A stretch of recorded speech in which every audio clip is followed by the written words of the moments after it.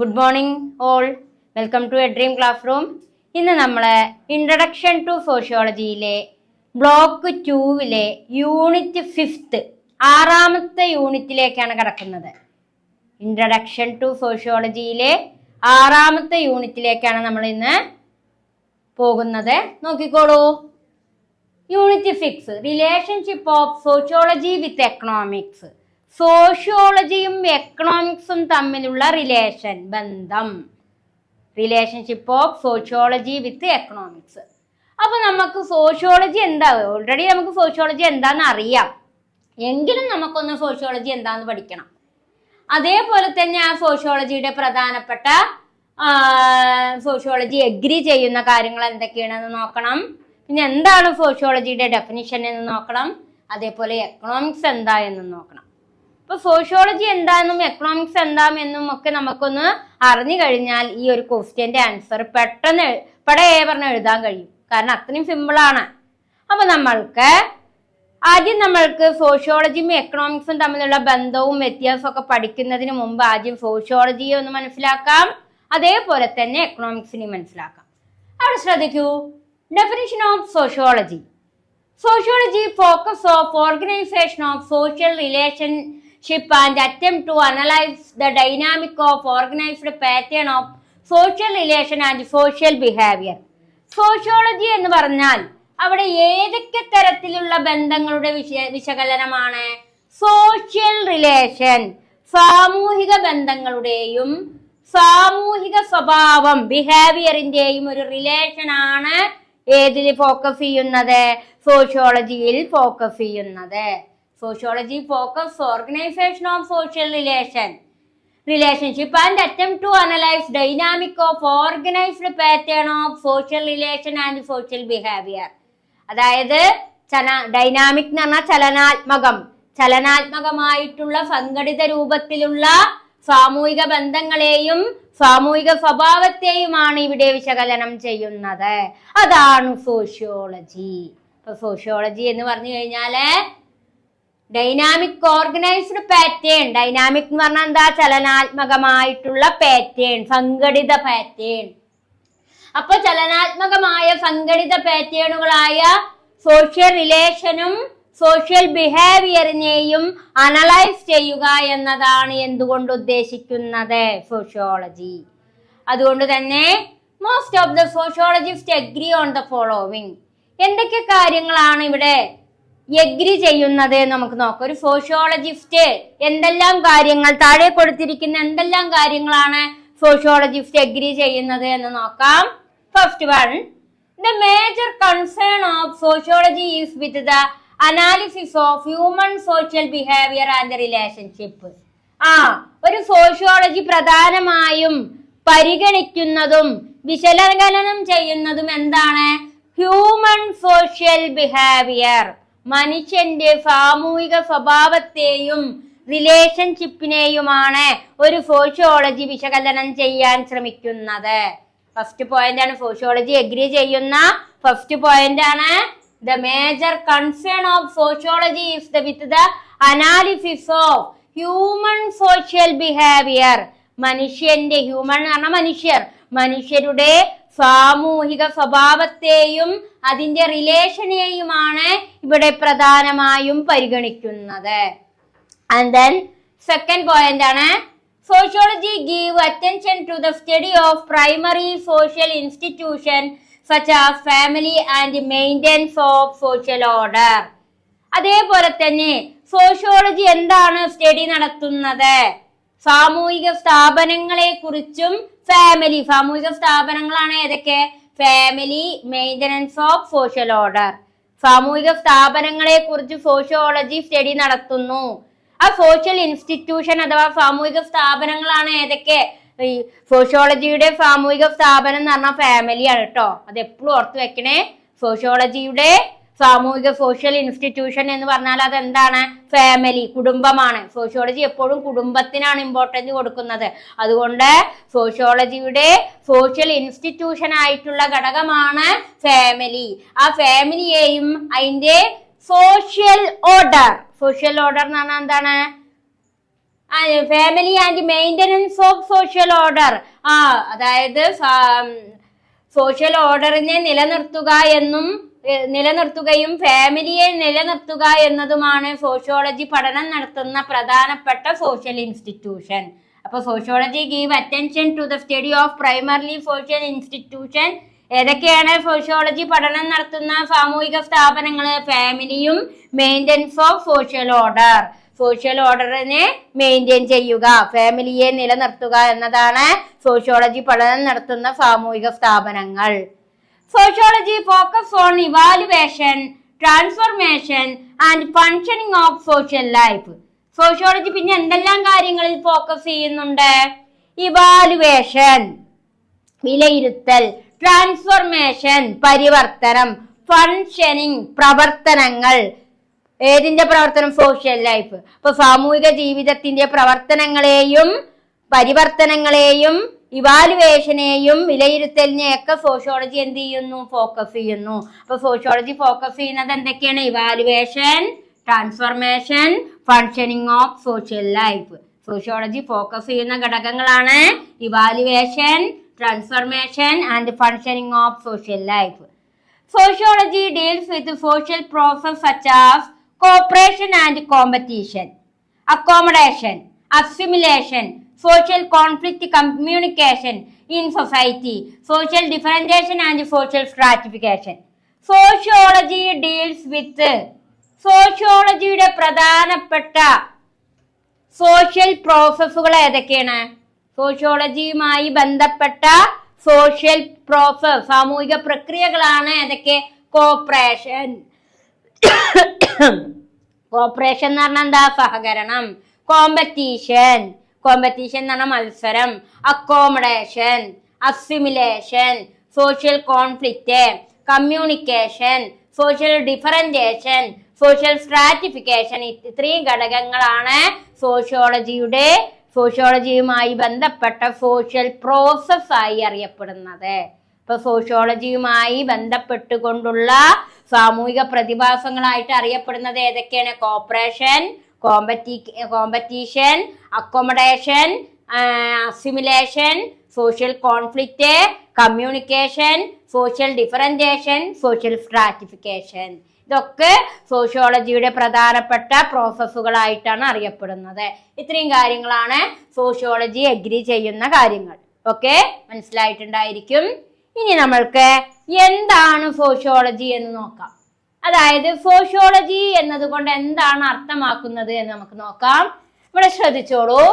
Sociology is an important discipline because it concerns our own lives as human being. All humans are social. We could not develop as children or exist as adults without having social tie to others. Society is thus the very condition of human existence. At the same time, we all actively shape the society in which we live. Hence, sociology is a general science of society. അതായത് sociology എന്നതുകൊണ്ട് എന്താണ് ഇവിടെ അർത്ഥമാക്കുന്നത്? Sociology is an important discipline because it concern our all lives as human being. അതായത് എന്താണ്? മനുഷ്യൻ എന്ന നിലയിൽ നമ്മുടെ സ്വന്തം ജീവനുമായി ബന്ധപ്പെട്ടതിനാൽ സോഷ്യോളജി ഒരു പ്രധാന വിഷയമാണ്. മനുഷ്യൻ എന്ന നിലയിൽ, ഹ്യൂമൻ ബീയിങ്സ് എന്ന നിലയിൽ നമ്മുടെ ലീവ്സ് ജീവിതവുമായി ബന്ധപ്പെട്ടതിനാൽ സോഷ്യോളജി ഒരു പ്രധാനപ്പെട്ട ഘടകമാണ്, ഒരു പ്രധാന വിഷയമാണ്, പ്രധാന സബ്ജക്റ്റ് ആണ്. മനുഷ്യൻ എന്ന നിലയിൽ നമുക്കറിയാം ഇവിടെ എന്താണ് ഉദ്ദേശിക്കുന്നത്? മനുഷ്യൻ എന്ന നിലയിൽ സ്വന്തം ജീവിതവുമായി ബന്ധപ്പെട്ടതിനാൽ സോഷ്യോളജി ഒരു പ്രധാന വിഷയമാണ്. എല്ലാ മനുഷ്യരും അതേപോലെ തന്നെ പിന്നെ ഇവിടെ എന്താ പറയുന്നത്? All humans are social. We could not develop as children or exist as adults without having social tie to others.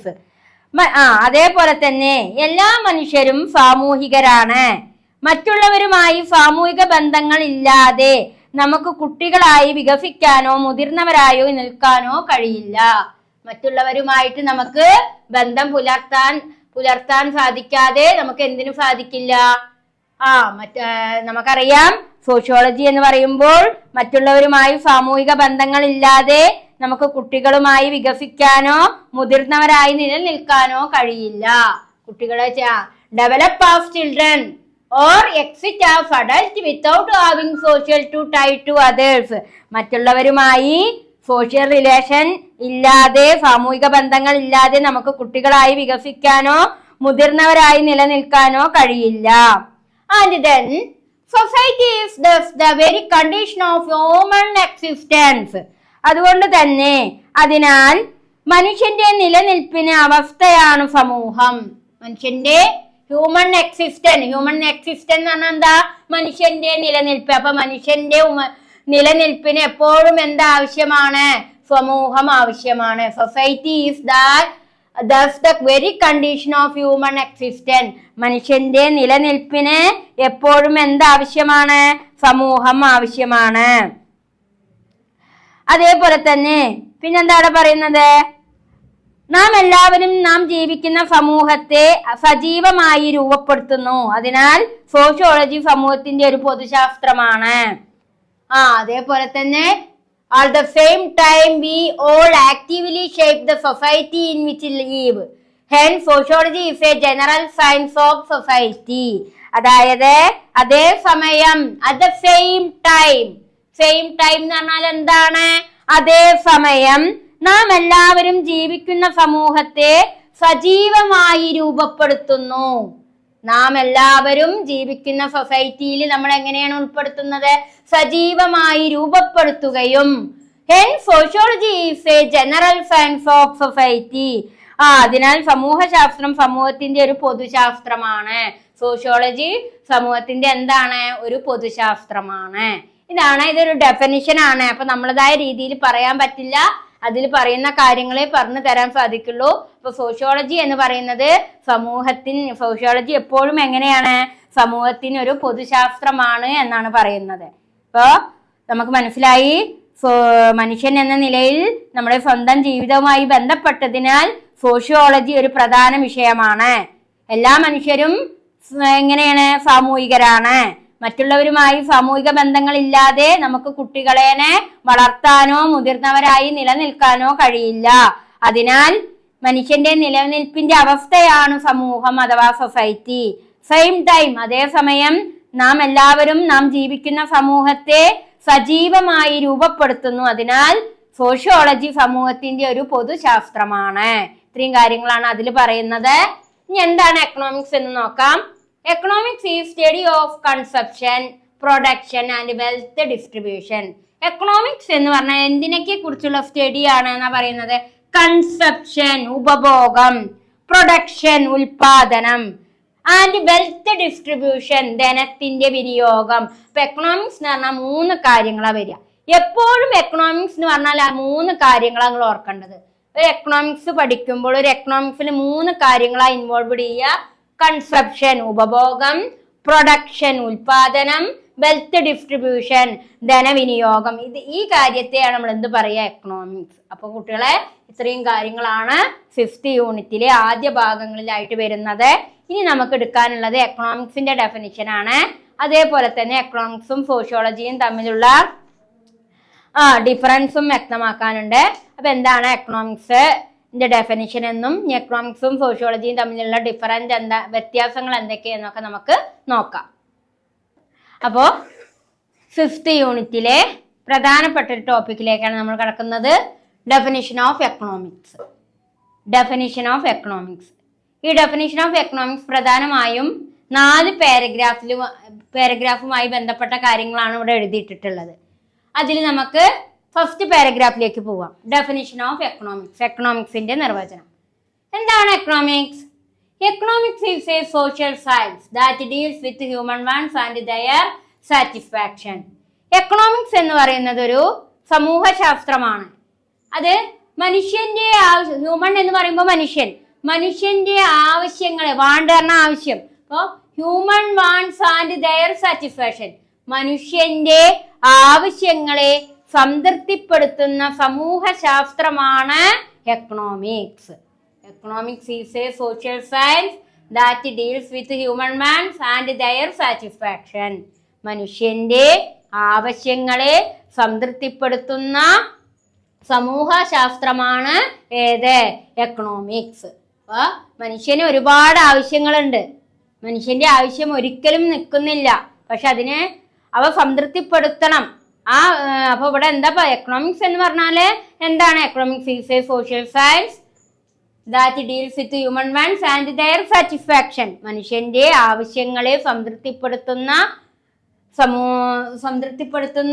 Social സയൻസിനെയാണ്, സമൂഹശാസ്ത്രത്തെയാണ് economics എന്ന് പറയുന്നത്. പിന്നീട് മനുഷ്യന്റെ ആവശ്യങ്ങൾ എന്ന് പറയുന്നത് എപ്പോഴും എങ്ങനെയാണ്? അൺലിമിറ്റഡ് ആണ്, ലിമിറ്റ് ഇല്ല. എന്നാൽ അതിനെ സംതൃപ്തിപ്പെടുത്താനുള്ള റിസോഴ്സ് എന്ന് പറയുന്നത് എപ്പോഴും എങ്ങനെയാണ്? ലിമിറ്റഡും ആണ്. മനുഷ്യന്റെ ആവശ്യങ്ങൾ എന്ന് പറയുന്നത് അൺലിമിറ്റഡും ആണ്. എന്നാൽ ആ ആവശ്യങ്ങളെ സംതൃപ്തിപ്പെടുത്താനുള്ള വിഭവങ്ങൾ, റിസോഴ്സ് എന്ന് പറയുന്നത് എപ്പോഴും എങ്ങനെയാണ്? ലിമിറ്റഡും ആണ്. അതാണ് എക്കണോമിക്സ് എന്നൊരു സബ്ജക്റ്റ് ഉയർന്നു വരാനുള്ള കാരണം തന്നെ. മനുഷ്യന് ആവശ്യങ്ങൾ, ഇന്ന് ജനിച്ചൊരു കുട്ടിക്കും ആവശ്യങ്ങളുണ്ട്, മരണത്തിലേക്ക് അടുക്കുന്ന ഒരു വ്യക്തിക്കും ആവശ്യങ്ങളുണ്ട്. ആവശ്യങ്ങളില്ലാത്ത ഒരാളും ഈ ലോകത്തിലില്ല. അതുകൊണ്ടാണ് എക്കണോമിക്സ് എന്ന് പറയുന്ന സബ്ജക്റ്റിന് ഇത്ര അധികം ഇമ്പോർട്ടൻസ് കൊടുക്കാനുള്ള കാരണം. എക്കണോമിക്സ് എന്ന് പറയുന്ന സബ്ജക്റ്റ് നമുക്കറിയാം, human wants, economics is a social science that deals with human wants and their satisfaction. മനുഷ്യന്റെ ആവശ്യങ്ങളെ സംതൃപ്തിപ്പെടുത്തുന്ന സമൂഹശാസ്ത്രത്തെയാണ് എക്കണോമിക്സ് എന്ന് പറയുന്നത്. ആ മനുഷ്യന്റെ ആവശ്യങ്ങളെ സംതൃപ്തിപ്പെടുത്തണമെങ്കിൽ നമുക്ക് വിഭവങ്ങൾ വേണം. അതുകൊണ്ട് നമ്മൾ മനുഷ്യന്റെ ആവശ്യം എന്ന് പറയുന്നത് എപ്പോഴും അൺലിമിറ്റഡ് ആണ്. എന്നാൽ റിസോഴ്സ്, സംതൃപ്തിപ്പെടുത്തുന്ന വിഭവങ്ങൾ എന്ന് പറയുന്നത് എപ്പോഴും ലിമിറ്റഡും ആണ്. ഇവിടെ ശ്രദ്ധിച്ചോളൂ.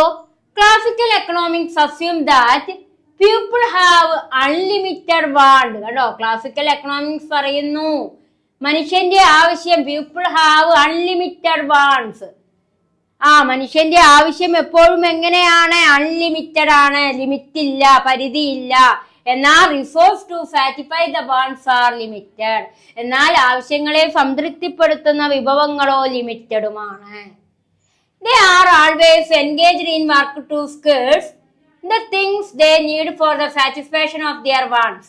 പക്ഷേ ഈ ആവശ്യങ്ങളെ സംതൃപ്തിപ്പെടുത്താൻ ആവശ്യങ്ങൾ, നീഡ്, ഘടകങ്ങൾ, ബേസിക് നീഡ്സുകളൊക്കെ എങ്ങനെയാണ്? സ്കേഴ്സ് എന്ന് പറഞ്ഞാൽ എന്താ? ദൗർലഭ്യമാണ്. നമുക്ക് പ്രധാനമായും 4 ബേസിക് നീഡ്സാ വേണ്ടേ: ഭക്ഷണം, വസ്ത്രം, പാർപ്പിടം, വിദ്യാഭ്യാസം. അതായത് ഫുഡ്, ഡ്രസ്സ്, ഷെൽട്ടർ, എഡ്യൂക്കേഷൻ. ഇതാണ് 4 ബേസിക് നീഡ്സ്. പക്ഷെ ഈ മനുഷ്യന്റെ ആവശ്യമായിട്ടുള്ള ഈ ബേസിക് നീഡ്സുകൾ എങ്ങനെയാണ്? സ്കേഴ്സ് ആണ്. സ്കേഴ്സ് എന്ന് പറഞ്ഞാൽ എന്താ? ദൗർലഭ്യമാണ്. They are always engaged in work to scarce the things they need for the satisfaction of their wants. മനുഷ്യന്റെ ആവശ്യങ്ങൾ സംതൃപ്തിപ്പെടുത്താനുള്ള ബേസിക് നീഡ്സുകൾ എങ്ങനെയാണ്? സ്കേഴ്സ് ആണ്. The farmer in the field, the worker in the factory, the clerk in the office and the teacher in the school are all at work. മനുഷ്യന്റെ ആവശ്യങ്ങളെ സംതൃപ്തിപ്പെടുത്തണമെങ്കിൽ എന്ത് ചെയ്യണം? ജോലി ചെയ്യണം. അപ്പൊ ഒരു ഫാർമർ എന്ത് ചെയ്യും? അദ്ദേഹത്തിന്റെ ഫീൽഡില് ഫാമിംഗ് ചെയ്യും. The farmer in the field, the worker in the factory. Farmer എപ്പോഴും ഭൂമിയിൽ പണിയെടുത്തുകൊണ്ടായിരിക്കും, ഫീൽഡിൽ പണിയെടുക്കും. വർക്കർ എപ്പോഴും, ഒരു തൊഴിലാളി എപ്പോഴും ഫാക്ടറിയിൽ പണിയെടുത്തുകൊണ്ടായിരിക്കും. ഒരു ക്ലർക്ക് എപ്പോഴും ഓഫീസിൽ ജോലി ചെയ്തുകൊണ്ടിരിക്കും. ഒരു ടീച്ചർ എപ്പോഴും സ്കൂളിൽ ജോലി ചെയ്തുകൊണ്ടിരിക്കും. ഇങ്ങനെ വിവിധ തൊഴിലുകളിലൂടെയാണ് നമ്മൾ നമ്മളുടെ അടിസ്ഥാന ആവശ്യങ്ങൾക്ക് വേണ്ട ഉപാധികൾ കണ്ടെത്തുന്നത്. പക്ഷേ നമുക്ക് വേണ്ട വിഭവങ്ങൾ കുറവാണ്. എങ്കിലും ആ കുറഞ്ഞ വിഭവങ്ങൾ നമ്മൾ കണ്ടെത്തേണ്ടത് ആവശ്യമുണ്ട്. ആ വിഭവങ്ങൾ കണ്ടെത്തണമെങ്കിൽ നമുക്ക് എന്ത് വേണം? തൊഴിൽ വേണം. തൊഴിലിലൂടെയാണ് നമ്മൾ നമ്മളുടെ ആവശ്യങ്ങൾ കണ്ടെത്തുക, നമ്മുടെ ആവശ്യങ്ങൾ പൂർത്തീകരിക്കുക. ഒരു കുട്ടി ജനിച്ചു കഴിഞ്ഞാൽ ആ കുട്ടിക്ക് ഒരു 18 വയസ്സ് ആകുന്ന വരെ രക്ഷിതാക്കൾ ആ കുട്ടിയുടെ ആവശ്യങ്ങൾ നടത്തി കൊടുക്കും. അത് കഴിഞ്ഞു കഴിഞ്ഞാൽ ഒരു പ്രായമാകുമ്പോൾ ഒരു 20-21 ഏജിലേക്ക് എത്തുമ്പോഴേക്കും ആ കുട്ടിയുടെ ആവശ്യങ്ങൾ വളരെ അൺലിമിറ്റഡ് ആണ്. ആ കുട്ടിക്ക് ഒരുപാട് ആവശ്യങ്ങളാണ്. പക്ഷെ എല്ലാം രക്ഷിതാവ് നടത്തി കൊടുക്കില്ല. കാരണം ആ കുട്ടിക്ക് എന്ത് വേണം? ആ കുട്ടിയുടേതായിട്ടുള്ള അടിസ്ഥാന ആവശ്യങ്ങൾ ക്രമീകരിക്കണമെങ്കിൽ അവനൊരു തൊഴിൽ വേണം. അപ്പോ ആ തൊഴിലിലൂടെയാണ് അപ്പൊ ഇവിടെ മനസ്സിലാക്കുക, നമ്മൾ നമുക്ക് വേണ്ട വിഭവങ്ങൾ കണ്ടെത്തുന്നത് എങ്ങനെയാണ്? നമ്മളുടെ തൊഴിലിലൂടെയാണ്. നമ്മുടെ അടിസ്ഥാന ആവശ്യങ്ങൾ നമ്മൾ കണ്ടെത്തേണ്ടത് നമ്മളുടെ തൊഴിലിലൂടെയാണ്.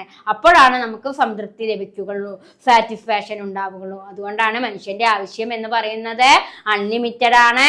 പക്ഷെ അത് സംതൃപ്തി, സാറ്റിസ്ഫാക്ഷൻ നമുക്ക് കിട്ടണമെങ്കിൽ നമ്മൾ വിവിധ തൊഴിലിൽ ഏർപ്പെടുമ്പോൾ മാത്രമാണ് നമുക്ക് സംതൃപ്തി നേടാൻ സാധിക്കൂ.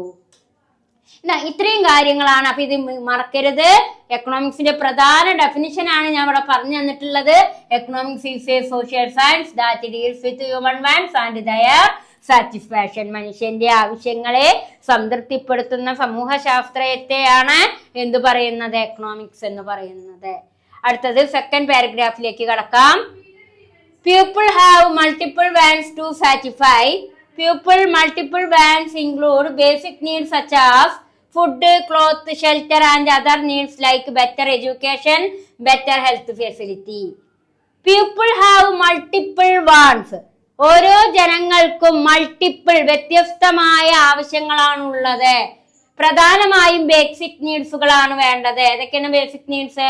Food, cloth, shelter and other needs. Other needs എന്ന് പറഞ്ഞാൽ ബെറ്റർ എഡ്യൂക്കേഷനും ബെറ്റർ ഹെൽത്തും. ഇത്രയും ഘടകം മതി ഒരു മനുഷ്യന് ജീവിക്കാൻ. ഫുഡ്, അതേപോലെ ക്ലോത്ത്, അതേപോലെ തന്നെ ഷെൽട്ടർ എന്ന് പറഞ്ഞാൽ പാർപ്പിടം. അതേപോലെ തന്നെ അതർ നീഡ്സ് എന്ന് പറയുമ്പോൾ ഏതൊക്കെ വേണം? എഡ്യൂക്കേഷൻ, അതേപോലെ തന്നെ പിന്നെ ഏതാ വേണ്ടത്? Health facility. അപ്പൊ ഇത്രയും ഘടകങ്ങൾ ഉണ്ടെങ്കിലേ ആർക്ക് ജീവിക്കാൻ ഒരു മനുഷ്യന് സമൂഹത്തിൽ ജീവിക്കാൻ സാധിക്കുകയുള്ളൂ. ഇതാണ് നമ്മളുടെ ബേസിക് നീഡ്സ് എന്ന് പറയുന്നത്. ഈ ഘടകങ്ങൾ ഉണ്ടെങ്കിൽ നമ്മൾ താനേ നല്ല പൊസിഷനിലേക്ക് എത്തിച്ചേരും.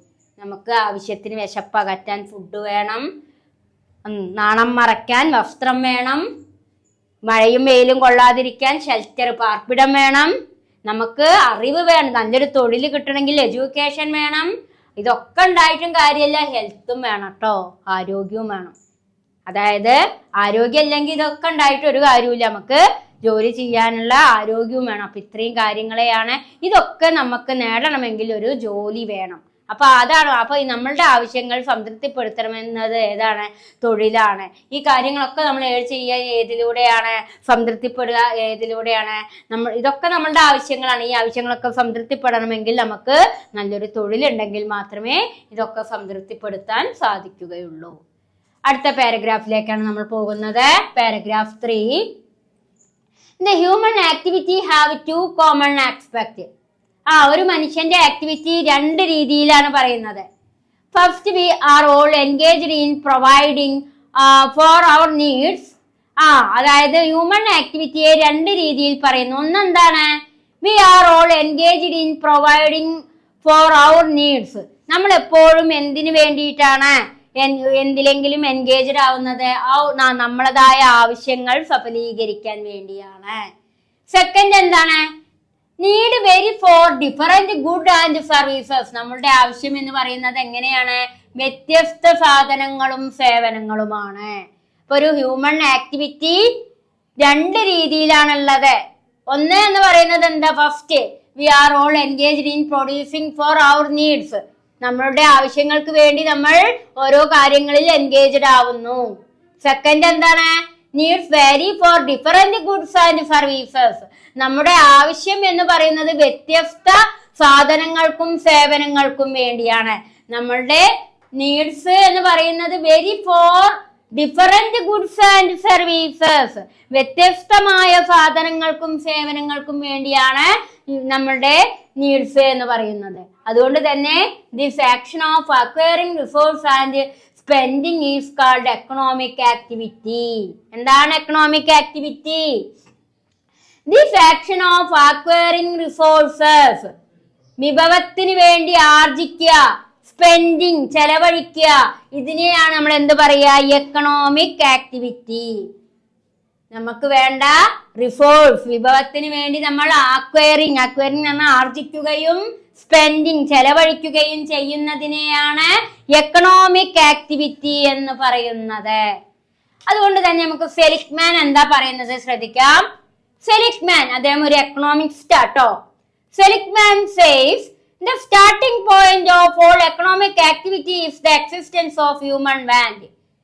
സെലിഗ്മാന്റെ അഭിപ്രായത്തിൽ സ്റ്റാർട്ടിംഗ് പോയിന്റ് ഓഫ് എക്കണോമിക്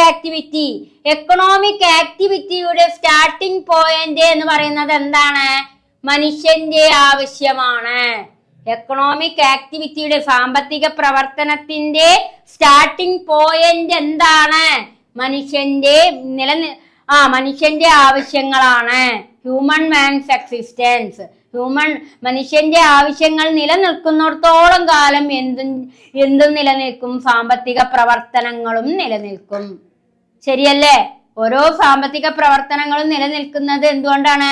മനുഷ്യന് ആവശ്യം ഉണ്ടായതുകൊണ്ടാ. മനുഷ്യന് വിവിധ തരം ആവശ്യങ്ങൾ ഉണ്ടായതുകൊണ്ടാണ്. നമുക്കറിയാം, നമ്മൾ കൊറോണ കാലഘട്ടത്തിൽ നമ്മളുടെ ആവശ്യങ്ങളൊക്കെ കുറച്ച് കുറഞ്ഞിരുന്നു. വിവാഹം പോലുള്ള കാര്യങ്ങളെ, അത് മതപരമായ ചടങ്ങുകളെ, അങ്ങനെ നമ്മളുടെ പല ആവശ്യങ്ങൾ, ടൂറ്, അങ്ങനെ പല ഫെസിലിറ്റികളും നമ്മൾ കുറച്ചു കൊണ്ടുവന്നിരുന്നു. വീട്ടിൽ മാത്രം ഒതുങ്ങിക്കൂടി ജീവിച്ചിരുന്നു. ആ സമയത്ത് നമുക്ക് വല്ലാതെ ആവശ്യമുണ്ട്, ഇല്ല എന്നല്ല, എങ്കിലും നമ്മുടെ ആവശ്യങ്ങൾക്ക് ഒരു പരിമിതി ഉണ്ടായിരുന്നു. അപ്പോൾ ഏത് പ്രവർത്തനവും അവിടെ നിലച്ചു? സാമ്പത്തിക പ്രവർത്തനവും നിലച്ചു. അപ്പൊ സാമ്പത്തിക പ്രവർത്തനം നടക്കണമെങ്കിൽ എപ്പോഴും എന്ത് നിലനിൽക്കണം? ഹ്യൂമൻ വാണ്ട്, മനുഷ്യന്റെ ആവശ്യങ്ങൾ നിലനിൽക്കണം. അപ്പൊ സെലിഗ്മാന്റെ അഭിപ്രായത്തില് മനുഷ്യന്റെ ആവശ്യങ്ങൾ നിലനിൽക്കുന്നുണ്ടെങ്കിൽ മാത്രമേ എന്ത് നടക്കുകയുള്ളൂ? സാമ്പത്തിക പ്രവർത്തനം നടക്കുകയുള്ളൂ. ഒരു സാമ്പത്തിക പ്രവർത്തനം സമൂഹത്തിൽ നടക്കണമെങ്കിൽ എന്ത് നിലനിൽക്കണം? ഹ്യൂമൻ വാൻസ്, മനുഷ്യന്റെ ആവശ്യം നിലനിൽക്കണം. അടുത്തത് 4th പാരഗ്രാഫ് ആണ്. According to professor Robbins, economics is a social science of which studies human behavior in relation to its unlimited end and scarce means which have alternative uses. It largely focuses on the activity of man such as production, consumption, distribution and exchange. Professor റോബിൻസണിന്റെ അഭിപ്രായത്തിൽ economics is a social science, economics എന്ന് പറയുന്നത് ഒരു സമൂഹ ശാസ്ത്രമാണ്. Which studies, അതിനെ പഠനം നടത്തുമ്പോൾ human behaviour in relation two is unlimited, മനുഷ്യനെ കുറിച്ച് പഠനം നടത്തുമ്പോൾ മനുഷ്യന്റെ സ്വഭാവം എന്ന് പറയുന്നത് ഏതുമായി ബന്ധപ്പെട്ട് കിടക്കുന്നു? Unlimited end and scarce means which have alternative uses. Economics is a social science of which studies human behaviour, മനുഷ്യ സ്വഭാവം എന്ന് പറയുന്നത് എപ്പോഴും എങ്ങനെയാണ്? അൺലിമിറ്റഡ് ആണ്, ലിമിറ്റ് ഇല്ല.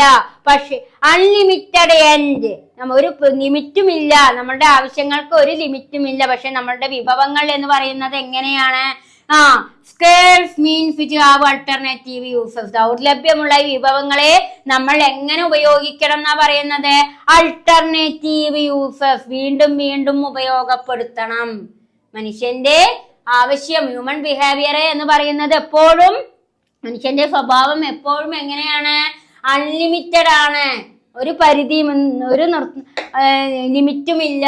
അതുകൊണ്ട് ദൗർലഭ്യമുള്ള വിഭവങ്ങളെ നമ്മൾ എങ്ങനെ ഉപയോഗിക്കണം? ആൾട്ടർനേറ്റീവ് യൂസസ്, വീണ്ടും വീണ്ടും ഉപയോഗപ്പെടുത്തണം.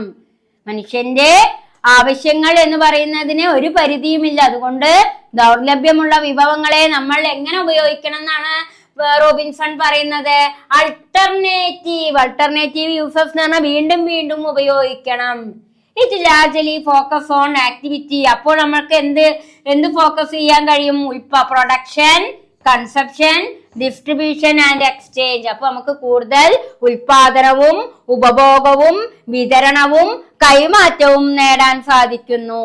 നമ്മൾ വിഭവങ്ങൾ ആൾട്ടർനേറ്റീവ് ആയിട്ട് യൂസ് ചെയ്ത് കഴിഞ്ഞാൽ നമുക്ക് എന്തെല്ലാം കാര്യങ്ങളിൽ ശ്രദ്ധ കേന്ദ്രീകരിക്കാം? ഉൽപാദനത്തിലും ഉപഭോഗത്തിലും വിതരണത്തിലും കൈമാറ്റത്തിലും. പ്രൊഡക്ഷൻ എന്ന് പറഞ്ഞാൽ ഉൽപാദനം, കൺസപ്ഷൻ എന്ന് പറഞ്ഞാൽ ഉപഭോഗം, ഡിസ്ട്രിബ്യൂഷൻ എന്ന് പറഞ്ഞാൽ വിതരണം, എക്സ്ചേഞ്ച് പറഞ്ഞാൽ കൈമാറ്റം. അപ്പൊ ഇത്രയും കാര്യങ്ങളിൽ നമുക്ക് ഇത്രയും എക്കണോമിക് ആക്ടിവിറ്റികളിൽ കൂടുതൽ ശ്രദ്ധ പുലർത്താൻ സാധിക്കും. It also studies structure and function of different economic organisation like bank and market. അതുകൊണ്ട് തന്നെ എക്കണോമിക് ഓർഗനൈസേഷൻ, വ്യത്യസ്തമായ സാമ്പത്തിക ഓർഗനൈസേഷനുകളാണ് ഏതൊക്കെ? ബാങ്കും മാർക്കറ്റും. ഇവയുടെയൊക്കെ പ്രവർത്തനങ്ങൾ നന്നായി നടന്നു കഴിഞ്ഞാൽ നമുക്ക് വീണ്ടും ഇവയുടെയൊക്കെ പ്രവർത്തനങ്ങൾ നന്നായി നടന്നു കഴിഞ്ഞാൽ നമുക്ക് ഈ പ്രൊഡക്ഷനും കൺസപ്ഷനും ഡിസ്ട്രിബ്യൂഷനും എക്സ്ചേഞ്ചിലൊക്കെ എക്കണോമിക് ആക്ടിവിറ്റികളിലൊക്കെ കൂടുതൽ ശ്രദ്ധ പുലർത്താൻ കഴിയും എന്നാണ് റോബിൻസൺ പറയുന്നത്. അപ്പൊ ഇത്രയും കാര്യങ്ങളാണ് ഡെഫിനിഷൻ ഓഫ് എക്കണോമിക്സിൽ നിങ്ങൾക്ക് പ്രധാനപ്പെട്ടതായിട്ട് വേണ്ടത് കേട്ടോ.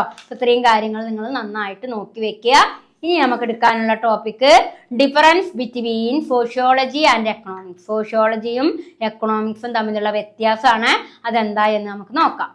നമ്മൾ നെക്സ്റ്റ് എടുക്കാനുള്ള ടോപ്പിക്കാണ് difference between sociology and economics. സോഷ്യോളജിയും എക്കണോമിക്സും തമ്മിലുള്ള വ്യത്യാസം. ഏതൊക്കെ രീതിയിലാണ് സോഷ്യോളജിയും എക്കണോമിക്സും തമ്മിലുള്ള ഡിഫറൻസ് എന്ന് നമുക്ക് പരിശോധിക്കാം. First one, sociology primarily studies about society and social relationship, whereas economic studies about wealth and choice. അതായത് സോഷ്യോളജി പ്രൈമർലി സ്റ്റഡി, സോഷ്യോളജി എപ്പോഴും പഠനം നടത്തുന്നത് എന്തിനെ കുറിച്ചാണ്? അതായത് സൊസൈറ്റിയെ കുറിച്ചും സാമൂഹിക ബന്ധത്തെ കുറിച്ചുമാണ് സോഷ്യോളജി പഠനം നടത്തുന്നതെങ്കിൽ എക്കണോമിക്സ് സ്റ്റഡി നടത്തുന്നത് വെൽത്തിനെ കുറിച്ചും ചോയ്സ് എന്ന് പറഞ്ഞാൽ എന്താണ്? നമ്മളുടെ തെരഞ്ഞെടുക്കൽ. അപ്പോ എക്കണോമിക്സ് പഠനം നടത്തുന്നത് വെൽത്തിനെ കുറിച്ചും അതേപോലെ തന്നെ തെരഞ്ഞെടുപ്പ് അഥവാ ചോയ്സിനെ കുറിച്ചുമാണ്. സോഷ്യോളജി പഠനം നടത്തുന്നത് സമൂഹത്തെ കുറിച്ചും സാമൂഹിക ബന്ധത്തെ കുറിച്ചുമാണെങ്കിൽ എക്കണോമിക്സ് സ്റ്റഡി നടത്തുന്നത് വെൽത്തിനെ കുറിച്ചും ചോയ്സിനെ കുറിച്ചുമാണ്. ആൻഡ് രണ്ടാമത്തെ വ്യത്യാസം, ഫസ്റ്റ് വ്യത്യാസം നിങ്ങൾക്ക് മനസ്സിലായിട്ടുണ്ടായിരിക്കും. സോഷ്യോളജി എപ്പോഴും സ്റ്റഡി നടത്തുന്നത് സൊസൈറ്റിയെ കുറിച്ചും സോഷ്യൽ റിലേഷനെ കുറിച്ചുമാണെങ്കിൽ എക്കണോമിക്സ് സ്റ്റഡി നടത്തുന്നത് വെൽത്തിനെ കുറിച്ചും ചോയ്സിനെ കുറിച്ചുമാണ്. And second point, sociology emerged as A science of society very recently, whereas economics is comparatively an older science. Sociology emerged as a science of society very recently. Sociology ഇപ്പൊ അടുത്ത കാലത്ത് ഉണ്ടായതാണെങ്കിൽ economics എന്ന് പറയുന്ന subject, economics is A comparatively an older science. Economics ഒരു പഴയ ശാസ്ത്രമാണ്.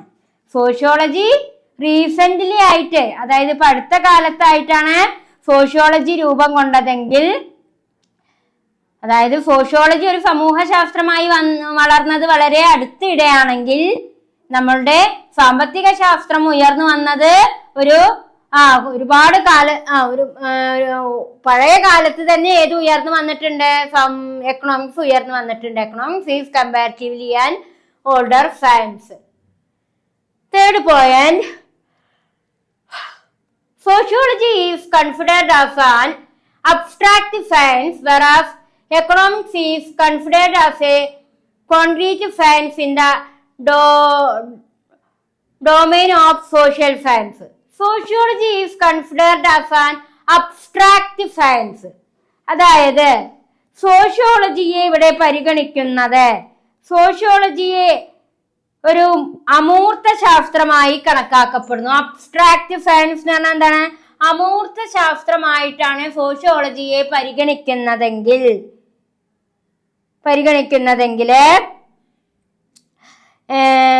നമ്മളുടെ എക്കണോമിക്സിനെ പരിഗണിക്കുന്നത് എങ്ങനെയെന്നാണ് പറയുന്നത്? എക്കണോമിക്സിനെ പരിഗണിക്കുന്നത് ഏത് രീതിയിലാണ്? അതായത് economics is considered as A concrete science in the domain of social science.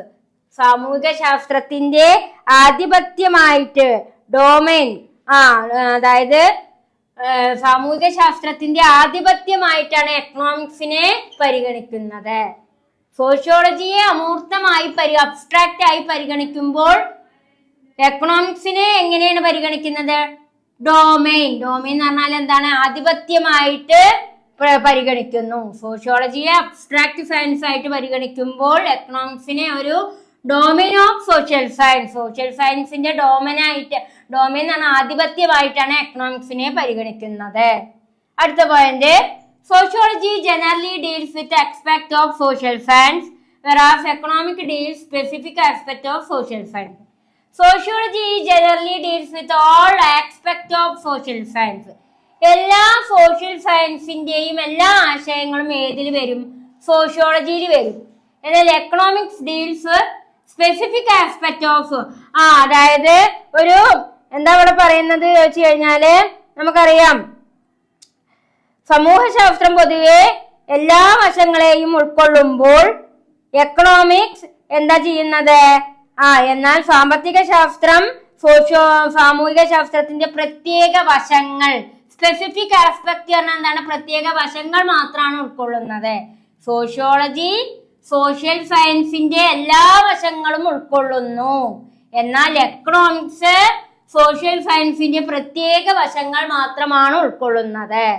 Sociology social സയൻസിന്റെ എല്ലാ വശങ്ങളും ഉൾക്കൊള്ളുന്നു എങ്കിൽ എക്കണോമിക്സ് സാമ്പത്തിക ശാസ്ത്രം സോഷ്യൽ സയൻസിന്റെ ഒരു സ്പെസിഫിക് ആസ്പെക്ട് മാത്രമാണ് ഉൾക്കൊള്ളുന്നത്. Sociology has a very wide scope whereas economic scope is very limited. സോഷ്യോളജിയുടെ സ്കോപ്പ്, വ്യാപ്തി എന്ന് പറയുന്നത് വൈഡ് ആണ്.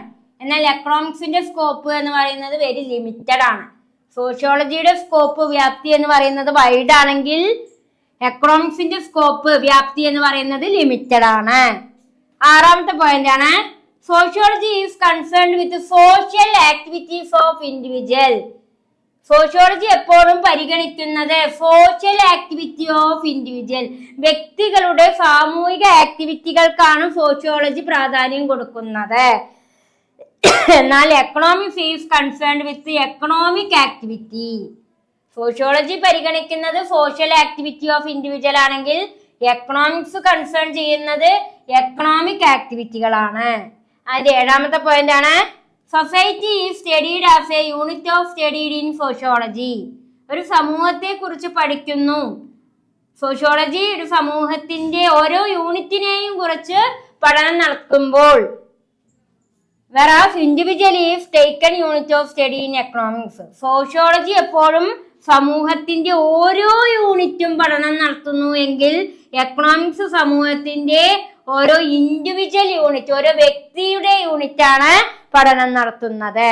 സോഷ്യോളജി എപ്പോഴും ഓരോ യൂണിറ്റും സമൂഹത്തെ കുറിച്ച് പഠനം നടത്തുന്നു എങ്കിൽ എക്കണോമിക്സ് ഓരോ വ്യക്തിയുടെ ഓരോ യൂണിറ്റുമാണ് പഠനം നടത്തുന്നത്. Both sociology and economics differ from each other respect of the method and technique they use for their study. രണ്ടും, സോഷ്യോളജി ആയാലും അതേപോലെ തന്നെ എക്കണോമിക്സ് ആയാലും, സമൂഹശാസ്ത്രവും സാമ്പത്തിക ശാസ്ത്രവും പഠനത്തിനായി ഉപയോഗിക്കുന്ന രീതികൾക്കും സാങ്കേതികതയുടെയും കാര്യത്തിൽ പരസ്പരം വ്യത്യാസപ്പെട്ടിരിക്കുന്നു. Both sociology and economics, both എന്ന് പറഞ്ഞാൽ രണ്ടും. ബോത്ത് എന്നുകൊണ്ട് ഉദ്ദേശിക്കുന്നത് എന്താണ്? രണ്ടും, സോഷ്യോളജി ആയാലും എക്കണോമിക്സ് ആയാലും അവയുടെ പഠനത്തിന്റെ രീതി, മെത്തേഡ്സിലും സാങ്കേതികതയിലും എന്ത് നിലനിൽക്കുന്നുണ്ട്? വ്യത്യാസം നിലനിൽക്കുന്നുണ്ട്. സോഷ്യോളജി ആയാലും എക്കണോമിക്സ് ആയാലും അവയുടെ രണ്ടിന്റെയും പഠനത്തിന്റെ രീതിയിൽ എന്ത് നിലനിൽക്കുന്നുണ്ട്? വ്യത്യാസം നിലനിൽക്കുന്നുണ്ട്. അപ്പൊ ഇത്രയും കാര്യങ്ങളാണ് നമ്മൾ സോഷ്യോളജിയും എക്കണോമിക്സും തമ്മിലുള്ള ഡിഫറൻസ് ആയിട്ട് ഇവിടെ ചൂണ്ടിക്കാണിച്ചത്. ഈ 8 പോയിന്റുകൾ ഇമ്പോർട്ടന്റ് ആണ് കേട്ടോ. എക്സാമിന് ഈ ചാപ്റ്ററിൽ നിന്ന് ചോദിക്കാൻ സാധ്യതയുള്ള ക്വസ്റ്റ്യൻ ആണ് difference between sociology and economics. ഇനി നമ്മൾ എടുക്കുന്നത് ഒരു എസ്സേ ക്വസ്റ്റ്യൻ ആണ്, ഇമ്പോർട്ടന്റ് ആയിട്ടുള്ള ഒരു എസ്സേ ക്വസ്റ്റ്യൻ ആണ്. Economic sociology as a sub discipline of sociology. Economic sociology as a sub discipline of sociology. സാമ്പത്തിക സമൂഹശാസ്ത്രം എങ്ങനെയാണ് ഡിസിപ്ലിൻ ഓഫ് സോഷ്യോളജിയുമായി ബന്ധപ്പെട്ടിരിക്കുന്നത് എന്ന് നോക്കാം. 3 എണ്ണാണുള്ളത്. അതിൽ history of economic sociology, contemporary economic sociology, origin of new economic sociology. History of economic sociology, contemporary economic sociology, origin of new economic sociology. അതിലെ history of economic സോഷ്യോളജിയിൽ എന്താ പറയുന്നത് നോക്കിക്കോളൂ. One can see the roots of economic sociology as a systematic academic subdivision of sociology less than a century ago. അതായത് കുറച്ച് വർഷങ്ങളായിട്ട് ഇവിടെ എന്താ പറയുന്നത്, one can see the roots of economic sociology, a systematic academic subdivision of sociology. Economic സോഷ്യോളജിയിൽ ഏതും കൂടിയും academic subdivision ആവുന്നുണ്ട്, സോഷ്യോളജിയും കൂടി അതില് സബ് ആവുന്നുണ്ട്. എക്കണോമിക് സോഷ്യോളജി അടുത്ത കാലത്തായിട്ട് കുറച്ച് കാലങ്ങളായിട്ട് എക്കണോമിക് സോഷ്യോളജിയുടെ സബായിട്ട് ഏത് മാറുന്നുണ്ട് എന്നാ പറയുന്നത്, സോഷ്യോളജിയും ഉൾപ്പെടുന്നുണ്ട്. One can see the roots of economic sociology as a systematic academic subdivision of sociology less than a century ago. കുറച്ച് വർഷങ്ങൾക്ക് ശേഷം എക്കണോമിക് സോഷ്യോളജിയിൽ ഏതും കൂടി കൂടിച്ചേരുന്നുണ്ട്, അക്കാഡമിക് സബ്ഡിവിഷൻ ആയിട്ട് സോഷ്യോളജിയും കൂടി കൂടിച്ചേരുന്നുണ്ട്.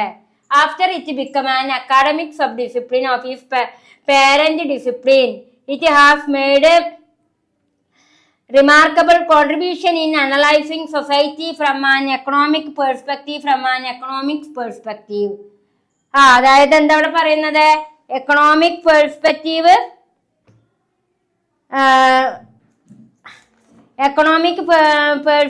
എന്നാ പറയുന്നത്, analysing society from an economic perspective.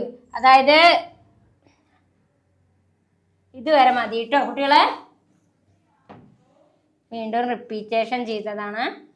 Society from an economic perspective, അതായത് after it become an academic sub discipline of his parent discipline, it has made remarkable contribution in analysing society from an economic perspective.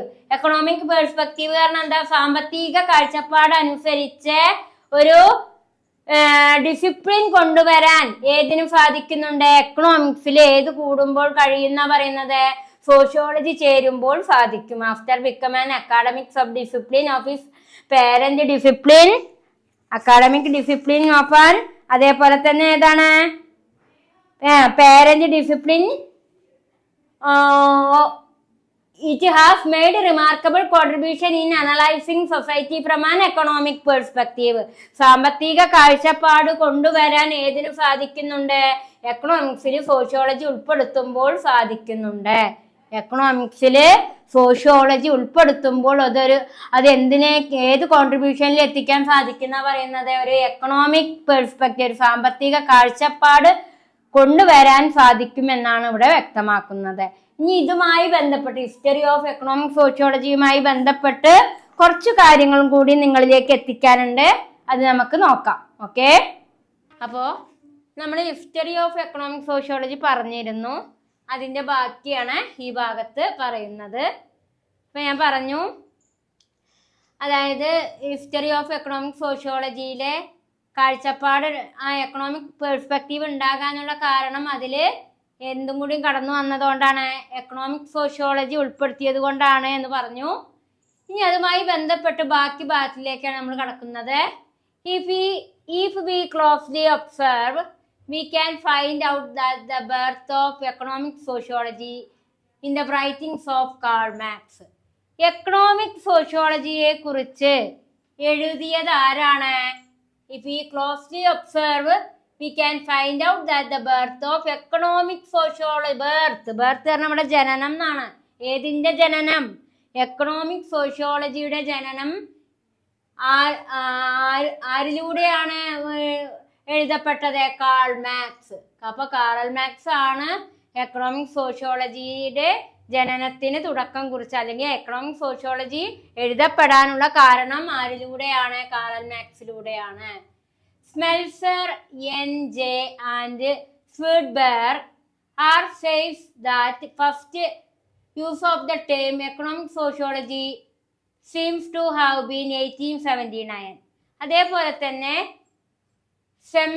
സ്മെൽസർ N.J.യും സ്വീഡ്ബർഗും R സെയ്സും ആദ്യമായിട്ട് economic sociology ഉപയോഗിച്ചത് എന്നാണ്? 1879 അപ്പോൾ economic sociology എന്ന പദത്തിന്റെ ജനനം ആരിലൂടെ ആയിരുന്നു? ആരാണ് എക്കണോമിക് സോഷ്യോളജിയെ കുറിച്ച് എഴുതിയത്? കാറൽ മാക്സ് ആണ് എഴുതിയത്. കൂടാതെ സ്മെൽസറും എൻജെ ആൻഡ് ഫിഡ്ബർഗും ആർ സെയ്സും ഈ ടേം എന്ന് മുതലാണ് എക്കണോമിക് സോഷ്യോളജി ഉപയോഗിക്കാൻ തുടങ്ങിയത്? 1879 തൊട്ടിട്ടാണ് ഇവര് ഈ ഒരു പദം ഉപയോഗിക്കാൻ തുടങ്ങിയത്. When it appears in a work by British economics W. Stanley Gibbon. അതേപോലെ തന്നെ ബ്രിട്ടീഷ് എക്കണോമിസ്റ്റ് ആയിട്ടുള്ള W. Stanley Gibbon 1879 to 1965 വരെ ഏത് പദം ഏത് ഉപയോഗിച്ചിരുന്നു എന്ന് അറിയുന്നത്? എക്കണോമിക് സോഷ്യോളജി ഉപയോഗിച്ചിരുന്നു. അപ്പൊ ആരൊക്കെ ഇവിടെ ഉപയോഗിച്ചവര്? കാറൽ മാക്സ്, സ്മെൽസർ, എൻജെ ഫിഡ്ബർഗ്, ആർ സെയ്സ്, W. സ്റ്റാനലി ജീവോൺസ് ഒക്കെ ഏത് പദം ഉപയോഗിച്ചിരുന്നു? എക്കണോമിക് സോഷ്യോളജി ഉപയോഗിച്ചിരുന്നു. The term was taken over by the sociologist and appears, for example, in the work of Durkheim and Weber during the years 1890 and 1920. 1890-ലും 1920-ലും ഡർക്കെയിമും വെബറും ഏതുപയോഗിച്ച് തുടങ്ങി എന്നാ പറയുന്നത്? ഈ ഒരു the term was taken over by the sociologist and appears, for example, in the work of Durkheim and Weber during the year. സോഷ്യോളജിസ്റ്റുകളായിട്ടുള്ള വെബറും ഡർക്കെയിമും 1920 കാലഘട്ടത്തില് ഏതുപയോഗിച്ചിരുന്നു? ഈ economic sociology ഉപയോഗിച്ചിരുന്നു. അതായത് സോഷ്യോളജിസ്റ്റുകളായിട്ടുള്ള ഡർക്കെയിമും അതേപോലെ തന്നെ വെബറും 1920 കാലഘട്ടത്തില് എക്കണോമിക് സോഷ്യോളജി ഉപയോഗിച്ചിരുന്നു. It is also during these decades the classical economic sociology is born Durkheim. അതേപോലെ തന്നെ it is also during decades classical economic sociology. ഒരു ക്ലാസിക്കൽ എക്കണോമിക് സോഷ്യോളജിക്ക് രൂപം ജനിച്ചത് ആരിലൂടെയാണ്? ഡർക്കെയിമിലൂടെയാണ്. The philosophy of money by Simmel and economy and society. അപ്പോൾ അതേപോലെ തന്നെ ഫിലോസഫി ഓഫ് മണി അത് 1900 ഈ എക്കണോമിക് സോഷ്യോളജിയുടെ ഭാഗമായിട്ട് ഫിലോസഫി ഓഫ് മണി സിമ്മൽ എഴുതി. എക്കോണമി ആൻഡ് സൊസൈറ്റി ആരാ എഴുതിയേ? വെബറും എഴുതി. അപ്പൊ ഇത്രയും കാര്യങ്ങളാണ് നമുക്ക് ഹിസ്റ്ററി ഓഫ് എക്കണോമിക് സോഷ്യോളജിയിൽ പറയാനുള്ളത്. ഹിസ്റ്ററി ഓഫ് എക്കണോമിക് സോഷ്യോളജിയുടെ ചരിത്രത്തില് ഇതാ ഹിസ്റ്ററി ഓഫ് എക്കണോമിക് സോഷ്യോളജി, അതായത് economic sociology as a sub discipline of sociology എന്ന് പറയാനുള്ള കാരണം 3 കാരണമാണ്. ഹിസ്റ്ററി ഓഫ് എക്കണോമിക് സോഷ്യോളജി, അതുമായി ബന്ധപ്പെട്ട ഹിസ്റ്ററി ഓഫ് എക്കണോമിക് സോഷ്യോളജിയിൽ വരുന്ന കാര്യങ്ങൾ ഇവിടുന്ന് തൊട്ട് ഇത് വെച്ചുള്ള കാര്യങ്ങളാണ്. ഇത് നിങ്ങൾ പ്രത്യേകം നോട്ട് ചെയ്യുക. ഇനി നമുക്ക് പഠിക്കാനുള്ളത് contemporary economic sociology. Contemporary economic sociology അത് എന്തായെന്ന് നമുക്ക് നോക്കാം. ഓക്കെ, അപ്പോൾ നമ്മൾ കണ്ടംപററി എക്കണോമിക് സോഷ്യോളജിയാണ് ഇനി പറയാനുള്ളത്. അതായത് എക്കണോമിക് സോഷ്യോളജി ആ സബ് ഡിസിപ്ലിൻ ഓഫ് സോഷ്യോളജിയിലെ നെക്സ്റ്റ് എടുക്കാനുള്ള ടോപ്പിക്കാണ് contemporary economic sociology. Contemporary economic sociology. Contemporary economic സോഷ്യോളജിയിൽ എന്തെല്ലാം കാര്യങ്ങൾ ഉൾക്കൊള്ളുന്നു നോക്കാം. The main contributor of 1918 was Mark Granovetter, who emphasized on the embeddedness of economic action in concrete social relation. Contemporary economic സോഷ്യോളജിയിൽ അതിൻ്റെ മെയിൻ കോൺട്രിബ്യൂട്ടർ ആയിട്ടുള്ള 1980 mark ഗ്രോണോവെറ്റർ who emphasised, അദ്ദേഹം എന്തിനാണ് ഊന്നൽ നൽകിയത്? Embeddedness of economic action in concrete social relation. സാമ്പത്തിക പ്രവർത്തനങ്ങൾ മുഴുവനും എങ്ങനെ ആയിരിക്കണം? സാമൂഹിക ബന്ധത്തിന്റെ അടിസ്ഥാനത്തിലായിരിക്കണം. അതായത് 1980 മാർക്ക് 1980 ആരാ പറയുന്നത്? മാർക്ക് ഗ്രനോവെറ്റർ എന്തിനാണ് ഊന്നൽ നൽകിയത്? എല്ലാ സാമ്പത്തിക പ്രവർത്തനങ്ങളും ഏതിന്റെ അടിസ്ഥാനത്തിൽ, ഏതിനെ കോൺക്രീറ്റ് ചെയ്യണം എന്നാ പറയുന്നത്? സാമൂഹിക ബന്ധങ്ങളുമായിട്ട് സെറ്റ് ആയിരിക്കണം, അല്ലെങ്കിൽ കോൺക്രീറ്റ് ആയിരിക്കണം എന്നാണ് പറയുന്നത്. The main contributor of 1918 was Mark Granovetter, who emphasized the embeddedness of economic action in concrete social relation. എല്ലാ സാമ്പത്തിക പ്രവർത്തനങ്ങളും സാമൂഹിക ബന്ധത്തിൽ ഊന്നിയതായിരിക്കണം. In the article Economics Institution of Social Construction, Granovetter argues that institutions are actually congealed social network. അതായത് സാമ്പത്തിക സ്ഥാപനങ്ങളെ കുറിച്ച് ഗ്രനോവേറ്ററിന്റെ കാഴ്ചപ്പാട് എന്ന് പറയുന്നത് എങ്ങനെയാണ്? സോഷ്യൽ നെറ്റ്വർക്ക്, സാമൂഹിക നെറ്റ്വർക്ക്സ് ഉൾക്കൊണ്ടുകൊണ്ടാണ്. Granovetter argues that institution are actually congealed social network. അതായത് in article economic institution of social construction, Granovetter argues that institution are actually congealed social network. അതായത് സാമൂഹിക നെറ്റ്വർക്കുമായി ബന്ധപ്പെടുത്തിക്കൊണ്ടാണ് ഇവിടെ സാമ്പത്തിക സ്ഥാപനങ്ങളെ കുറിച്ച് ഗ്രനോവേറ്റർ വ്യക്തമാക്കി തരുന്നത്. Social scientist must consider interpersonal relationship while studying economy. Social scientist, സാമൂഹിക സയന്റിസ്റ്റുകൾ എന്തിനെ പരിഗണിക്കുന്നു? Interpersonal relationship while studying economy. സാമൂഹിക സമ്പദ് വ്യവസ്ഥയെ പഠനം നടത്തുന്നത് എങ്ങനെയായിരിക്കണം? ഒരു ഇന്റർപേഴ്സണൽ റിലേഷൻഷിപ്പിലൂടെ ആയിരിക്കണം എക്കോണമിയെ പഠനം നടത്തേണ്ടത് എന്നാണ് ആര് വ്യക്തമാക്കുന്നത്? സോഷ്യൽ സയന്റിസ്റ്റുകൾ. സോഷ്യൽ സയന്റിസ്റ്റുകൾ പറയുന്നു must consider interpersonal relationship while studying economy. ഒരു ഇന്റർപേഴ്സണൽ റിലേഷൻഷിപ്പിലൂടെ വേണം എക്കോണമിയെ എന്ത് ചെയ്യാൻ, പഠനം നടത്താൻ എന്നാണ് സോഷ്യൽ സയന്റിസ്റ്റുകൾ വ്യക്തമാക്കുന്നത്. ഇത്രയും കാര്യങ്ങളാണ് കണ്ടംപററി എക്കണോമിക് സോഷ്യോളജിയിൽ വരുന്നത്. അടുത്ത ടോപ്പിക്കാണ് origin of new economic sociology. അതായത് ന്യൂ എക്കണോമിക് സോഷ്യോളജിയുടെ ആരംഭം എന്താന്ന് നോക്കാം, ഒറിജിൻ എന്താന്ന് നോക്കാം. Convert B and Heilbron J in their Where did the new economic sociology? എന്താണ് ന്യൂ എക്കണോമിക് സോഷ്യോളജി എന്ന് ബി ആൻഡ് ആരാ പറയുന്നത്? കൺവേർട്ട് ബി ആൻഡ് ഹെയിൽബ്രോണും ജെയും എന്താണ് വ്യക്തമാക്കുന്നത്? Where did the new economy, എന്താണ് ന്യൂ എക്കണോമിക് സോഷ്യോളജി എന്നുകൊണ്ട് അർത്ഥമാക്കുന്നത്? New economic sociology come from provide detailed account of the emergence of new economic sociology. ന്യൂ എക്കണോമിക് സോഷ്യോളജിയുടെ ആരംഭത്തോടെയാണ് ഏതിന്റെ രൂപം കൊണ്ടത്? ന്യൂ എക്കണോമിക് സോഷ്യോളജിയുടെ ആരംഭത്തിന് തുടക്കം കുറിച്ചത്. അതായത് Convert B and Heilbron J Where did the new economic sociologyയെ കൺവേർട്ട് ചെയ്തിട്ടാണ് ഏതിന്റെ ആരംഭമായത്? ന്യൂ എക്കണോമിക് സോഷ്യോളജിയുടെ ആരംഭത്തിന് തുടക്കം കുറിച്ചത്. Where did the new economic സോഷ്യോളജിനെ കൺവേർട്ട് ചെയ്തിട്ടാണ് ഏതായി മാറിയത്? ന്യൂ എക്കണോമിക് സോഷ്യോളജി ആയി മാറിയത്.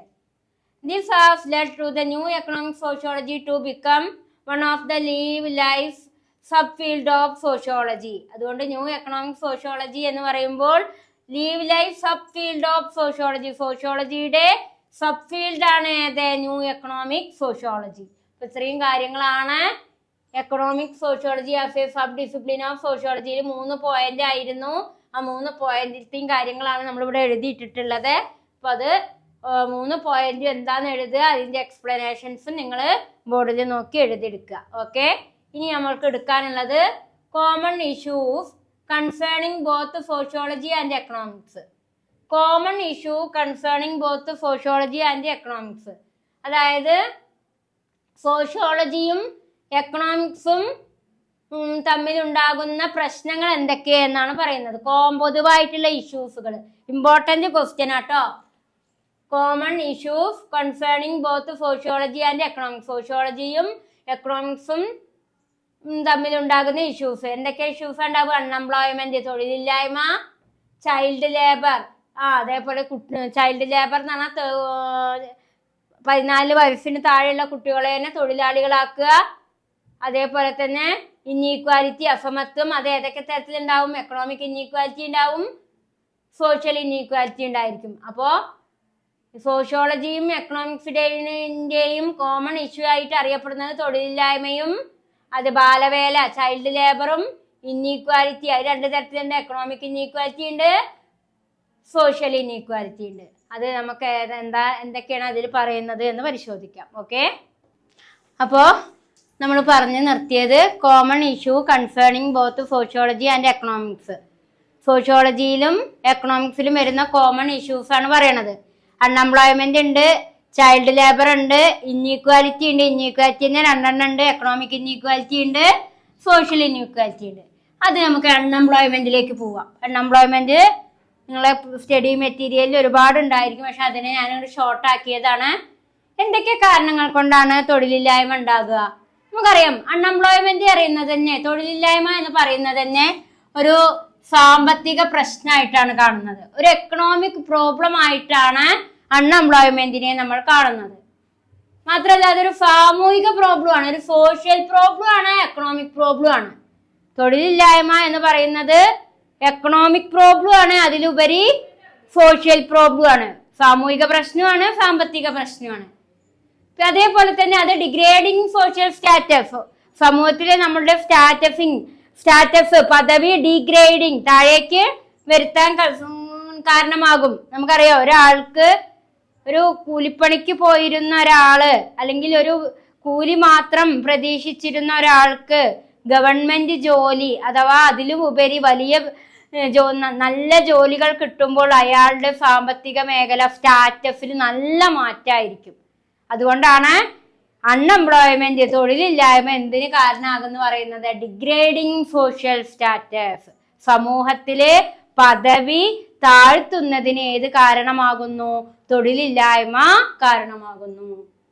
റാപ്പിഡ് ഗ്രോത്ത് ഓഫ് പോപ്പുലേഷൻ, അത് ജനസംഖ്യാ വർധനവിന് കാരണമാകും. അതേപോലെ തന്നെ ഡ്രോബാക്ക് എഡ്യൂക്കേഷണൽ സിസ്റ്റം, വിദ്യാഭ്യാസത്തിന് പിറകിലേക്ക് ആകാൻ കാരണമാകും. കാരണം പഠിച്ചിട്ടും ഒരു തൊഴിലില്ലെങ്കിൽ ചില ആളുകൾ ചിന്തിക്കും എന്തിനാ പഠിക്കണേ. അപ്പൊ വിദ്യാഭ്യാസം പിന്നിലേക്ക് പോകുന്നതിനും ഏത് കാരണമാകും? തൊഴിലില്ലായ്മ കാരണമാകും. ജോഗ്രഫിക്കൽ ഇമ്മൊബിലിറ്റി, അതേപോലെ തന്നെ ഭൂമിശാസ്ത്രപരമായ ഇമ്മൊബിലിറ്റി, അതായത് ഭൂമിശാസ്ത്രപരമായിട്ടുള്ള പല പ്രശ്നങ്ങളും എന്തിന് കാരണമാകുന്നുണ്ട്? തൊഴിലില്ലായ്മയ്ക്ക് കാരണമാകുന്നുണ്ട്. അതേപോലെ തന്നെ ഇൽനെസ് പറഞ്ഞ അക്ഷരാഭ്യാസം അറിയായ, ഡിസബിലിറ്റി പറഞ്ഞു കഴിഞ്ഞാല് അംഗവൈകല്യങ്ങൾ, പ്രൊഫഷണൽ അൺഫിറ്റ്നസ്, പ്രൊഫഷണൽ ആയിട്ട് ഫിറ്റ് അല്ലാതിരിക്കുക, അൺഫിറ്റ്നസ് ആവുക, ലാക്ക് ഓഫ് എക്സ്പീരിയൻസ്, പരിശീലനത്തിന്റെ കുറവ്, ഇതൊക്കെ എന്ത് സൃഷ്ടിക്കാൻ കാരണമാകുന്നുണ്ട്?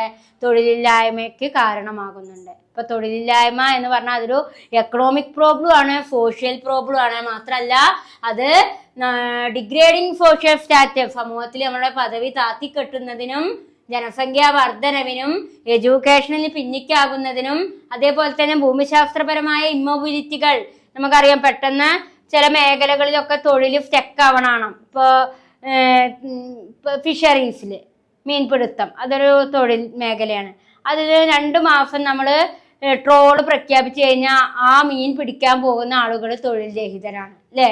അതേപോലെ നമുക്ക് കൃഷിയെ മാത്രം ആശ്രയിക്കുന്ന ആളുകൾക്ക് വരൾച്ച നേരിടുകയെ അല്ലെങ്കിൽ വെള്ളപ്പൊക്കം ഉണ്ടാവുകയൊക്കെ ചെയ്തു കഴിഞ്ഞാൽ അവരുടെ തൊഴിലിനെ അത് ബാധിക്കും. അതുകൊണ്ടാണ് ജോഗ്രഫിക്കൽ ഇമ്മൊബിലിറ്റി പറയുന്നത്. ഇൽനെസ് എന്ന് പറഞ്ഞാല് സാക്ഷരതക്കുറവ്, ഡിസബിലിറ്റി ശാരീരികമായ പ്രശ്നങ്ങള്, പ്രൊഫഷണൽ അൺഫിറ്റ്നസ്, ലാക്ക് ഓഫ് എക്സ്പീരിയൻസ്, ഇതൊക്കെയാണ് എന്തിന്റെ പ്രശ്നം? തൊഴിലില്ലായ്മയുടെ പ്രശ്നം.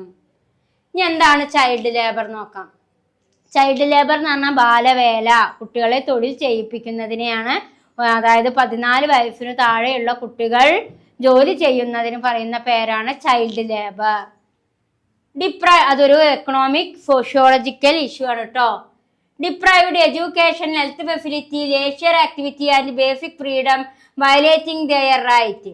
അതായത് വിദ്യാഭ്യാസത്തിനും ഹെൽത്ത് ഫെസിലിറ്റിക്കും മറ്റ് ആക്ടിവിറ്റികൾക്കും ബേസിക് ഫ്രീഡം, സ്വാതന്ത്ര്യത്തിനൊക്കെയുള്ള വയലേഷൻ ആണ് ഏതിന് കാരണമാകുന്നത്? ചൈൽഡ് ലേബേഴ്സ് ഉണ്ടാകാൻ കാരണമാകുന്നത്. It is not the children who decide to start working instead of going to school, but there are a host of other socio-economic factors. അതായത് ചെറിയ കുട്ടികൾ അവര് എന്തിനു സ്കൂളിൽ പോവാതെ തൊഴിൽ മേഖലകൾ കണ്ടെത്തി തൊഴിൽ ചെയ്യാൻ തുടങ്ങുന്ന ഒരവസ്ഥയെയാണ് നമ്മൾ എന്ത് പറയുന്നത്? സ്കൂൾ ഉപേക്ഷിക്കുക. സ്കൂൾ ഉപേക്ഷിച്ച് അവർ തൊഴിൽ മേഖലയിൽ കയറി തൊഴിൽ ചെയ്യുന്ന ഒരവസ്ഥയാണ്, തൊഴിൽ ചെയ്യാൻ തീരുമാനിക്കുന്നതാണ് ഏത് പ്രശ്നമായിട്ട് നമ്മൾ ചൂണ്ടിക്കാണിക്കുന്നത്? ചൈൽഡ് ലേബർ എന്ന് പറയുന്നത്. കുട്ടികൾ അങ്ങനെ തൊഴിലിന് പോകണം എന്നുണ്ടെങ്കിൽ തന്നെ അവർ ഒരുപാട് പ്രശ്നങ്ങൾ എഫക്ട് ചെയ്യുന്നുണ്ടാവും. മാതാപിതാക്കൾക്ക് നല്ല ജോലി ഉണ്ടാവില്ല, അതല്ലെങ്കിൽ മാതാപിതാക്കൾ ഉണ്ടാവില്ല. അങ്ങനെ കുട്ടികൾ ഒരുപാട് സോഷ്യൽ പ്രോബ്ലംസ് ഫേസ് ചെയ്യുമ്പോഴാണ് കുട്ടികൾ സ്കൂളിലേക്ക് പോകാതെ ഏത് മേഖല തിരഞ്ഞെടുക്കുന്നുണ്ടാവുക? അതായത് മറ്റ് തൊഴിലുകള്, അതായത് കഠിനമായിട്ടുള്ള ചില തൊഴിലുകളിലേക്ക് അവര് ഏർപ്പെടാൻ കാരണമാകുന്നത്. അപ്പൊ അതാണ് ഏതുകൊണ്ട് ഉദ്ദേശിക്കുന്നത്? Child labour. കുട്ടികൾ സ്കൂളിൽ പോവാതെ തൊഴിൽ മേഖലയ്ക്ക് പോകാൻ തീരുമാനമെടുക്കുന്നതാണ് ഏത്? Child labour. ഇനി നമുക്ക് ഇന്നീക്വാലിറ്റിയിൽ രണ്ടെണ്ണാണ് വരുന്നത്. ഇന്നീക്വാലിറ്റിയിൽ എക്കണോമിക് ഇന്നീക്വാലിറ്റി ഉണ്ട്, സോഷ്യൽ ഇന്നീക്വാലിറ്റി ഉണ്ട്. എക്കണോമിക് ഇന്നീക്വാലിറ്റി എന്ന് പറഞ്ഞാൽ സാമ്പത്തിക അസമത്വം. Economic inequality is shown by people on the basis of their different position within economic distribution, such as people income, pay and their wealth. വരുമാനത്തിലും വെൽത്തിലൊക്കെ ഉള്ള വിതരണത്തില് അസമത്വം ഉണ്ടാക്കുന്ന രീതിയാണ് ഏത്? എക്കണോമിക് ഇന്നീക്വാലിറ്റി, സാമ്പത്തിക അസമത്വം. ഈ shown by people on the basis of their different position. ഓരോ പീപ്പിൾസും വ്യത്യസ്ത പൊസിഷനിലായിരിക്കും.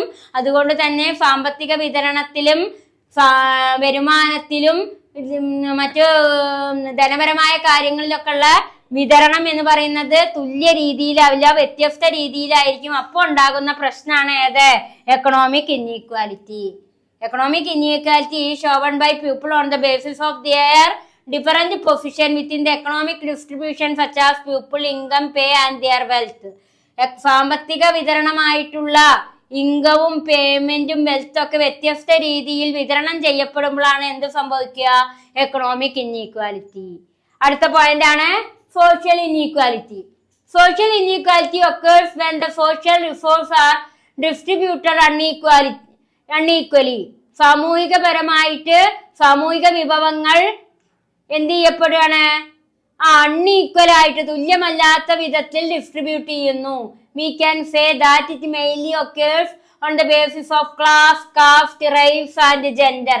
Class വർഗത്തിന്റെയും, കാസ്റ്റ് ജാതിയുടെയും, റേസ് വംശത്തിന്റെയും, ജെൻഡർ സ്ത്രീ എന്നോ പുരുഷനെന്നോ വ്യത്യാസത്തിലൂടെ സാമൂഹികമായ കാര്യങ്ങൾ അഥവാ സോഷ്യൽ റിസോഴ്സുകൾ ഡിസ്ട്രിബ്യൂട്ട് ചെയ്യപ്പെടുന്നതിനെയാണ് സോഷ്യൽ ഇൻഇക്വാലിറ്റി എന്ന് പറയുന്നത്.